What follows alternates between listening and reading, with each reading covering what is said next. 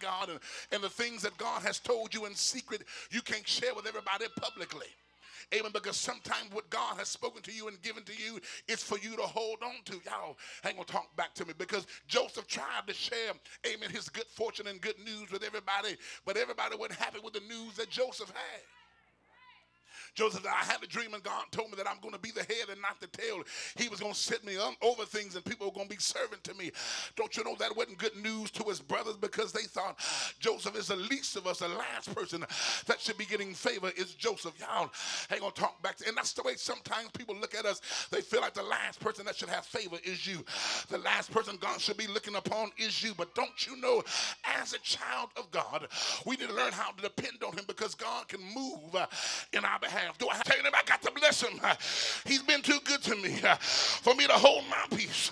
He said, my soul makes her boast in the Lord. I ain't boasting about me, but when I think of the goodness of Jesus and all the Lord has done for me, my soul makes a boast in the Lord.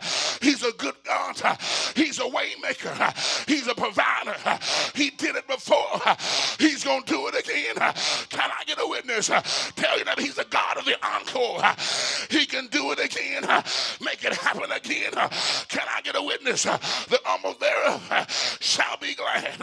That's why David said, if you can do this thing, God can move for you.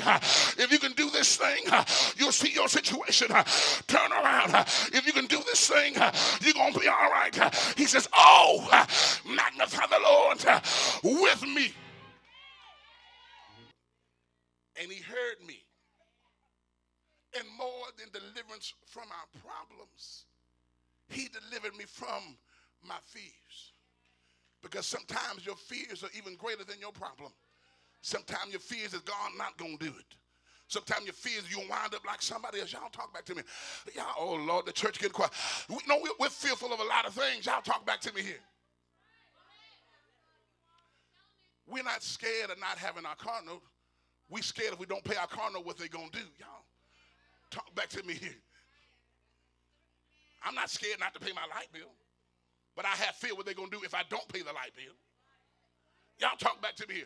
So God need to deliver us from some fears and some things that scare us, because part of fear is worry. Y'all trying to make me preach. Part of fear is worry, and we worry about stuff that we're fearful because we don't know the outcome. We don't know how it's going to work out. And I tell you that when we say this, he said, I sought the Lord, he heard me. And can I get away and deliver me from all my fears? Somebody said, what I do when I have fears? What I do when things scare me and worry me? I'll tell you this, see verse 1.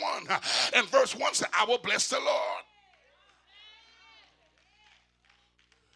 at all times. Y'all gonna talk back to it, because God has not given us a spirit of fear, but a power, love, and a sound mind. I'm not gonna worry about it. I'm not gonna be fearful about it. I'm not gonna let it scare me. I'm not scared to work for a big company.